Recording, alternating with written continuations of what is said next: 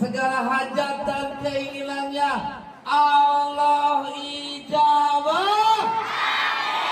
Allah ijabah. Bisa terkabul, bisa.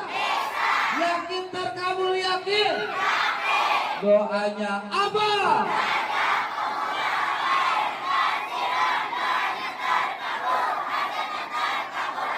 Terkabul. Terkabul. Terkabul. Doanya apa?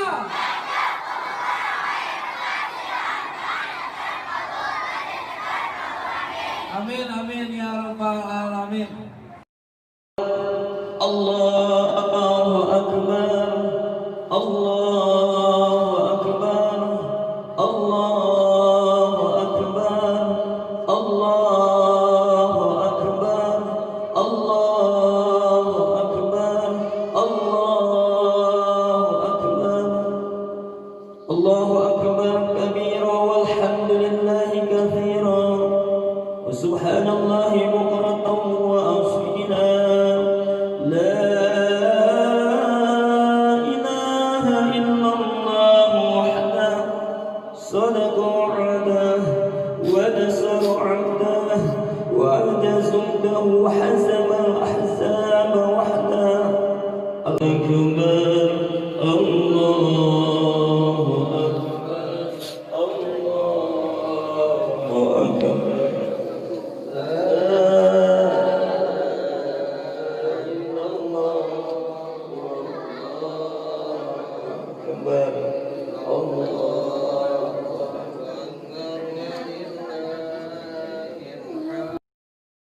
Saudara-saudariku jamaah salat Idul Adha yang dimuliakan Allah. Prinsip ajaran kurban itu mengandung 3 kontekstual. Yang pertama konteks ibadah vertikal, yang kedua konteks muamalah horizontal, dan yang ketiga adalah konteks rehabilitasi moral atau ortogonal bagi yang melaksanakan kurban. Dimensi-dimensi ini perlu diaktualisasi ketika kurban dilakukan agar di satu pihak ibadah tersebut tidak terkondisi dalam rutinitas ritual, ansih, dan sekedar ajang bagi-bagi daging di pihak lain. Konteks vertikal dari kurban sesuai terminologinya Quruba yaqrubu kurban kurbana bermakna mendekatkan diri atau taqarrub kepada Allah Subhanahu wa taala sebagai proyeksi dari rasa mahabbah dan ta'ah kepada Allah Subhanahu wa taala.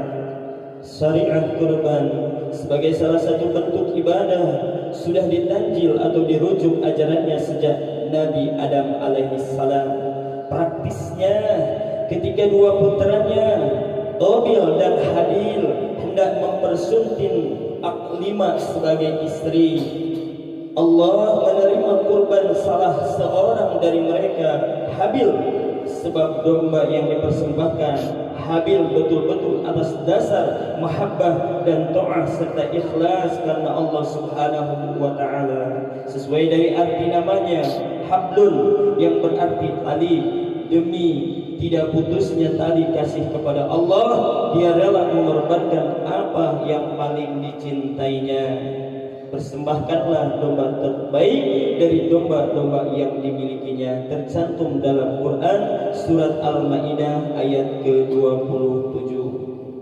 Ma'asyiral muslimin wal muslimat rahimakumullah.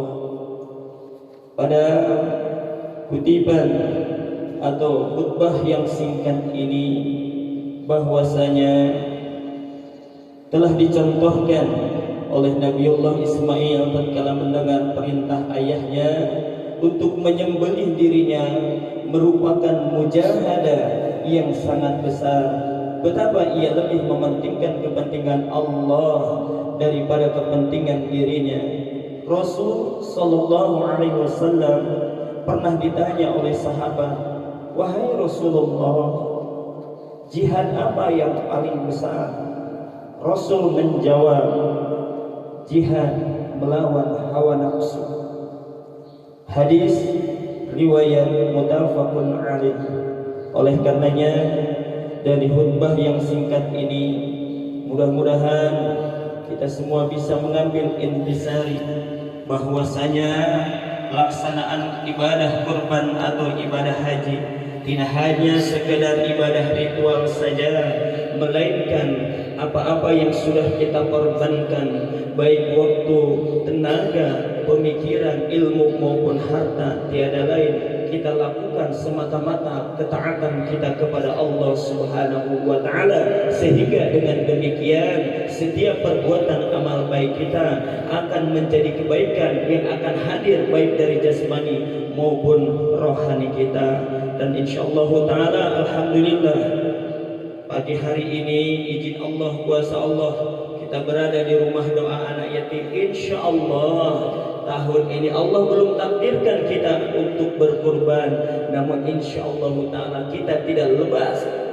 bisa lepas dari bagian orang yang telah berkurban. Kita adalah orang-orang yang mensyukurinya, menerima daging kurban insyaallah.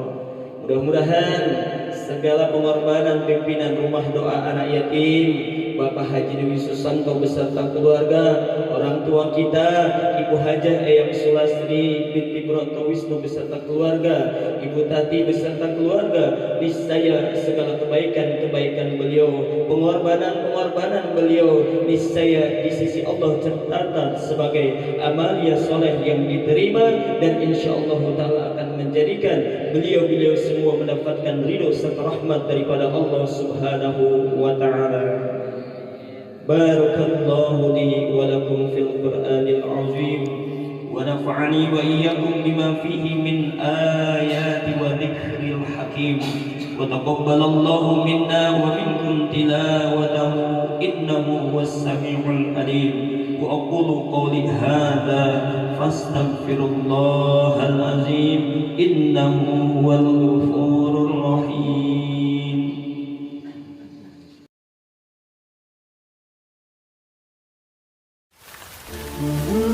Tidak ada amalan pada hari nahar, pada hari Idul Adha yang paling dicintai Allah kecuali ihraqud dam, menyembelih hewan kurban.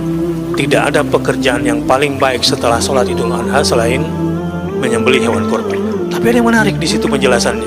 Akan datang di hari kiamat tanduknya, bulunya, dan kukunya sebagai saksi bagi si pekurban. Ini menarik sekali. Kenapa yang disebutkan oleh Rasulullah tanduk, bulu, dan kukunya yang menjadi saksi? Mungkin bagi kita di antara tubuh hewan kurban yang tidak berguna, ya kuku. Saya kira nggak ada yang makan kolak kuku atau makan kolak tanduk atau pepes bulu kambing. Tetapi bagian tubuh hewan kurban yang disebutkan dalam hadis ini, kenapa dijadikan sebagai saksi pada hari kiamat? Menunjukkan bahwa sisi hewan kurban yang paling tidak kamu butuhkan sekalipun itu sangat besar, sangat bermakna nilainya di hadapan Allah Subhanahu wa ta'ala. Jadi betapa besar balasan orang-orang yang berkurban itu. Yang kedua, yang menarik dari hadis ini adalah bahwa darah sudah jatuh pada satu bejana Allah sebelum darah itu menyentuh ke tanah. Jadi ada satu bejana sebelum darah itu jatuh ke tanah, tidak bisa dilihat oleh kasat mata manusia, tapi Allah lewat lisan Rasulullah SAW menggambarkan darah itu jatuh pada satu bejana sebelum menyatu dengan tanah. Ditafsirkan, ini maksud hadis ini adalah bahwa pahalanya sudah diterima, kira-kira begitu, sebelumnya sampai ke tanah. Semakin banyak berkurban, daya beli masyarakat semakin baik, daging-daging korban kemudian juga beredar di masyarakat.